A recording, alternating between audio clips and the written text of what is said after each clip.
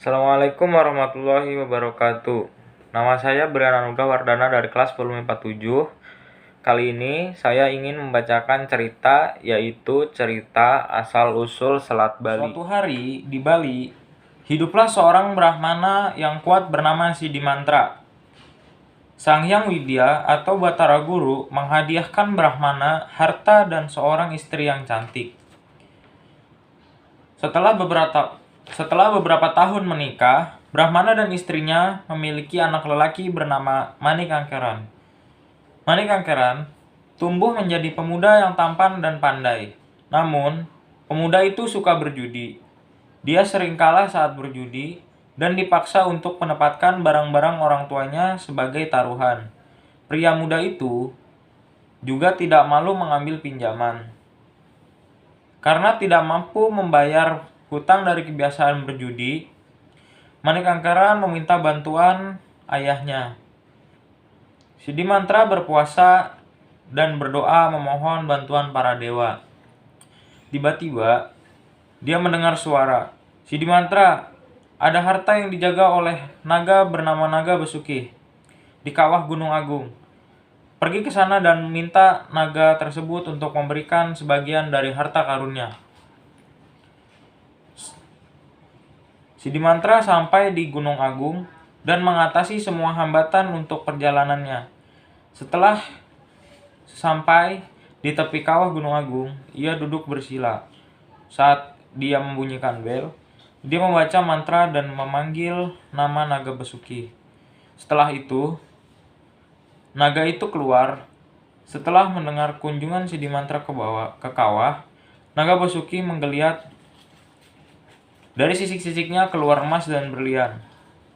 Setelah mengucapkan terima kasih, Sidimantra memohon diri. Setelah kembali ke rumah, Sidimantra memberikan harta yang ia dapatkan dari naga tersebut ke Manikangkeran, berharap dia tidak berjudi lagi. Namun, Manikangkeran tiba-tiba menghabiskan semua harta yang diberikan Sidimantra kepadanya.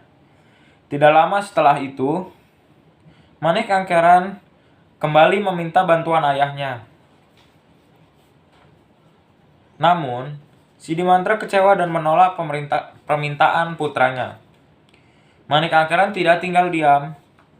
Dia menemukan dari mana ayahnya mendapatkan harta itu.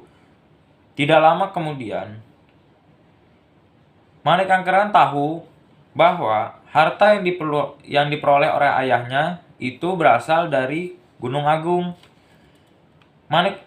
Manikangkeran tahu bahwa untuk sampai ke sana, ia harus membaca mantra.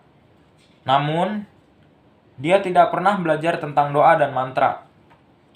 Karena itu, ia hanya membawa bel yang dicuri oleh ayahnya ketika Sidimantra sedang tidur. Setibanya di kawah Gunung Agung, Manikangkeran membunyikan bel. Dia menjadi sangat ketakutan ketika dia melihat Naga Besuki. Setelah mendengar niat Manikangkeran mengunjungi Naga Besuki berkata, "Aku akan memberimu harta yang kamu minta. Tetapi, kamu harus berjanji untuk mengubah perilakumu. Jangan bertaruh lagi, ingatlah hukum karma." Manikangkeran kagum melihat emas, berlian, dan permata di hadapannya. Niat jahat kemudian mengalahkan hatinya. Ingin mendapatkan lebih banyak harta, Manikangkeran menebas ekor Naga Besuki itu ketika naga itu membalikkan tubuhnya untuk kembali ke dalam sarangnya. Manikangkeran segera melarikan diri dari tempat itu dengan ketakutan. Namun, Manikangkeran tidak tahu bahwa naga itu adalah makhluk yang sangat kuat. Ketika sang naga menjilat kaki Manikangkeran di tanah, Manikangkeran terbakar menjadi abu. Melihat kematian putranya, Sidimantra menjadi sangat bersedih. Dia segera mencari Naga Besuki dan memohon putranya untuk hidup kembali. Naga Besuki mengabulkan permintaan Sidimantra. Dengan syarat Sidimantra mengembalikan ekornya kembali normal. Kemudian, dengan menggunakan kekuatannya, Sidimantra menyembuhkan ekor sang naga dengan normal. Setelah Manik Angkeran hidup kembali oleh naga, Manik meminta maaf dan berjanji untuk tidak mengulangi tindakannya lagi. Sidimantra tahu bahwa putranya telah bertobat, tetapi dia memutuskan bahwa tidak bisa hidup bersama dengan Manik Angkeran lagi. "Kamu harus memulai hidup baru," kata Sidimantra. Dalam sekejap mata, dia menghilang. Di tempat dia berdiri, muncul sumber air yang tumbuh semakin besar seperti laut. Dengan kekuatan goib, Sidimantra membuat garis yang memisahkannya dengan putranya. Kisah ini adalah dasar untuk asal-usul Selat Bali yang memisahkan Pulau Bali dari Pulau Jawa.